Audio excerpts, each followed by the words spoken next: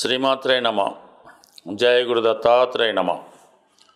ఈ వీడియోలో మనం అక్టోబర్ 1వ తారీఖు నుంచి 15వ తారీఖు మధ్యలో జరగబోయే పక్ష ఫలితాలు పరిశీలిద్దాం. ప్రధానంగా ఈ పక్షంలో జరగబోయే మార్పులు ఇంచుమించుగా మనకి ఈ 15 రోజులు కూడా తులారాశి యందు కుజ మరియు బుధ గ్రహాల సంచారం, దీని యొక్క ప్రభావం ముఖ్యంగా మేషరాశి వారి మీద ఎక్కువగా ఉండే అవకాశాలు ఉంటాయి. సహజంగా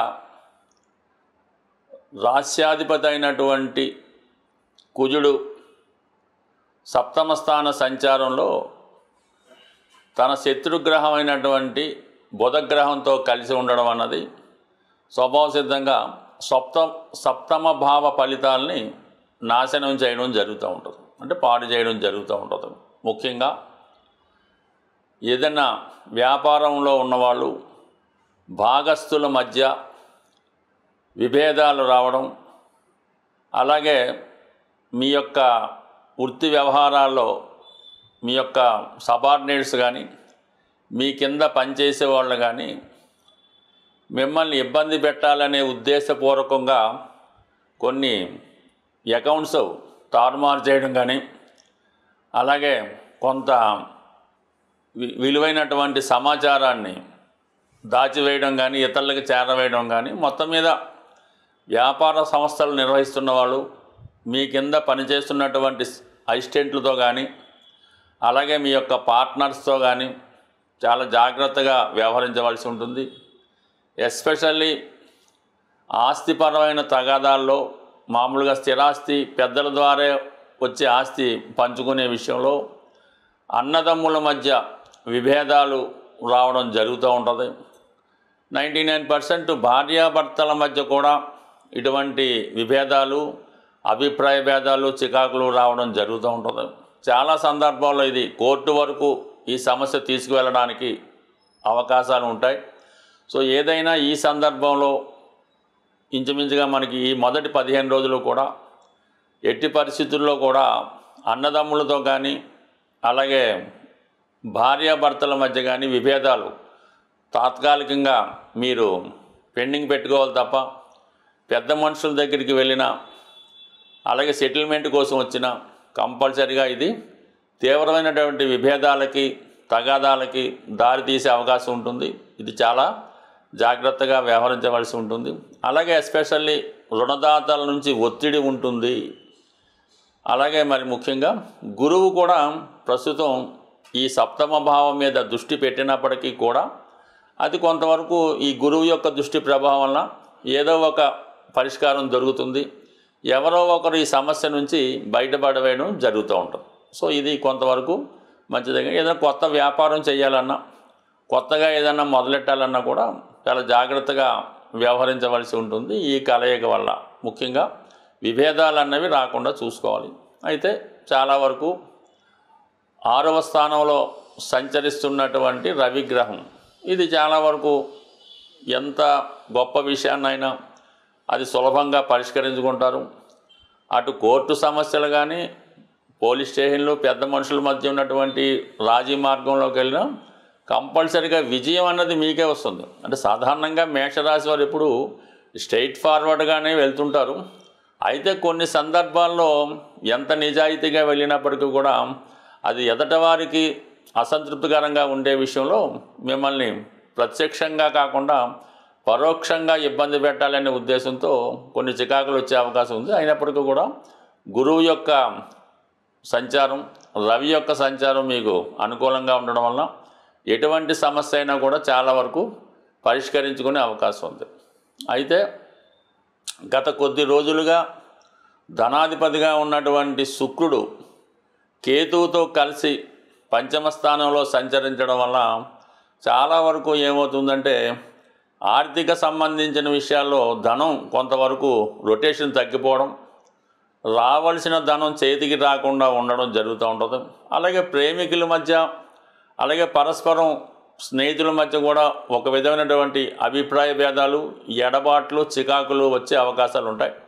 అయితే ఇటువంటి సమస్యల నుంచి ఈ నెల 9వ తారీఖు తర్వాత మరి సింహరాశిలో ఉన్నటువంటి శుక్రుడు కన్యా రాశిలో ప్రవేశించడం, అక్కడ ఉన్నటువంటి రవితో కలియడం ఒక విధంగా ఈ సమయంలో మీరంటే ఇంచుమించుగా మీకు అక్టోబరు 9వ తారీఖు తర్వాత మరి దగ్గర బంధువులతో కానీ, ముఖ్యంగా అత్తవారి బంధువులతో కానీ, లేదా స్త్రీలతో కానీ, అధికార హోదా కలిగినటువంటి స్త్రీలతో, అంటే రాజకీయ నాయకులు కావచ్చు, బాగా హోదా కలిగినటువంటి అధికారంలో ఉన్నటువంటి స్త్రీలతో విరోధాలు మీకు వచ్చే అవకాశం ఉంటుంది.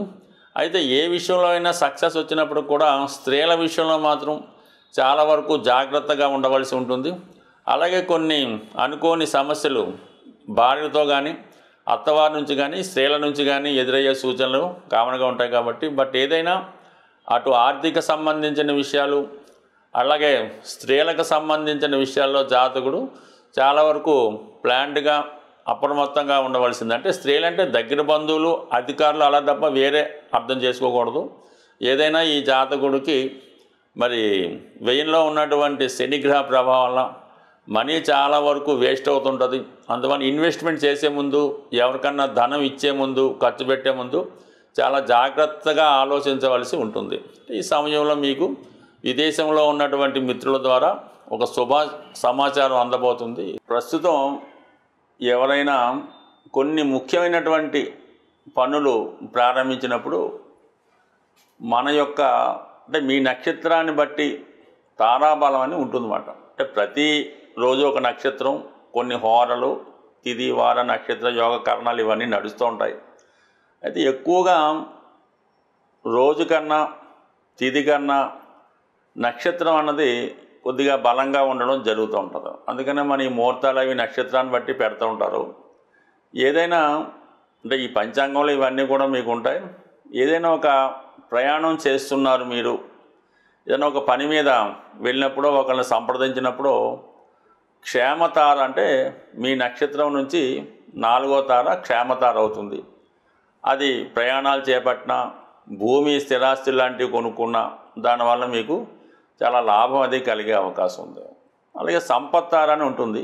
2వ తార అంటే మీ నక్షత్రానికి 2వ తార లెక్కెట్టుకుంటే ఆ సంపత్తారలో మీరు బ్యాంక్ అకౌంటు ఓపెన్ చేసుకున్న, అంటే ఆ తారాబలం ఉన్న రోజు మీరు ఎవరి దగ్గర కూడా అప్పు తీసుకున్నా, లేదంటే అప్పు ఇచ్చినా అది మీకు వాళ్ళకి కూడా కలిసి రావడం జరుగుతూ ఉంటుంది. ఏదన్నా బంధుత్వం కలుపుకోవాలన్నా కూడా ఈ సంపత్తారలో మీరు కలుపుకోవచ్చు. ముఖ్యంగా ఉద్యోగ ప్రయత్నాలు, ఏదైనా కోర్టు కేసు వేయాలి, అప్పు కోసం, రుణం కోసం అప్లికేషన్ పెట్టుకోవాలి అనుకున్నప్పుడు సాధన తార, ముఖ్యంగా ఈ ఉద్యోగ కోసం ప్రయత్నం చేస్తున్న నిరుద్యోగులు ఈ సివిల్స్ లాంటివి ప్రిపేర్ అయ్యేటప్పుడు మీ ఎగ్జామ్స్ రాసే రోజు కానీ, అప్లికేషన్ పెట్టే రోజు కానీ సాధన తారలో మీ యొక్క అప్లికేషన్ పెట్టి ఆ ప్రయత్నం చేస్తే 100కి 100 రూపాయలు అది సక్సెస్ అవుతుంది. క్రీడాకారులకు కూడా ఈ సాధన తార అన్నది చాలా బలమైంది. అంటే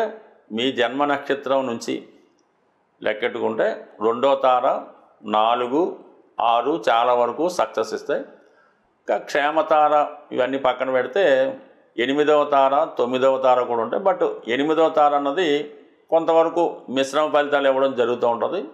9వ తార కూడా అంతే ఫలితాన్ని ఇవ్వడం జరుగుతూ ఉంటుంది. అంటే కొన్ని కార్యక్రమాలకి కొన్ని నక్షత్రాలు చాలా వరకు మనకి సహాయపడుతూ ఉంటాయి. ఏదైనా సక్సెస్ రావాలంటే మీరు కొన్ని నక్షత్రాల్లో ప్రారంభించాలి. ముఖ్యంగా పునర్వసు, స్వాతి, శ్రవణం, ధనిష్ట ఇవన్నీ కూడా చర నక్షత్రాలు అంటారు వీటిని.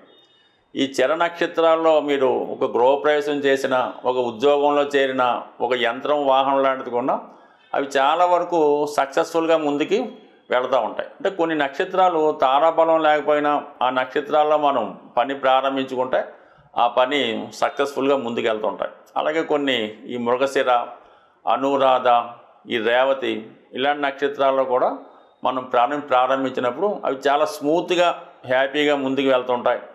అయితే ముఖ్యంగా ఈ దైవానికి సంబంధించినటువంటి ధార్మిక కార్యక్రమాలు, యజ్ఞ యాగాదులు, అలాగే భగవంతుడికి తొందరగా మన విన్నపం చేరాలనుకుంటే విశాఖ, కృత్తిక ఈ 2 నక్షత్రాలకి అగ్నిదేవుడు ఆధిపత్యం వహిస్తూ ఉంటాడు. ఈ నక్షత్రాల్లో మీరు దైవ కార్యక్రమాలు, యజ్ఞ యాగాది హోమాలు చేసినప్పుడు ఆ ఫలితం మీకు తొందరగా రావడానికి కారణం అవుతూ ఉంటుంది. అయితే దీనికి కొద్దిగా పరిజ్ఞానం కూడా అవసరం ఉంటాయి. అలాగే మనం దైనందిన జీవితంలో ఈ హోరలు, అలాగే కామన్గా ఈ నక్షత్రాలు, ఈ ముహూర్తాలు ఇవి చూసుకున్నప్పుడు కొద్ది వరకు మన ప్రయత్నానికి అవి సహకరించి మన సక్సెస్కి కారణం అవుతూ ఉంటుంది. స్వస్తి.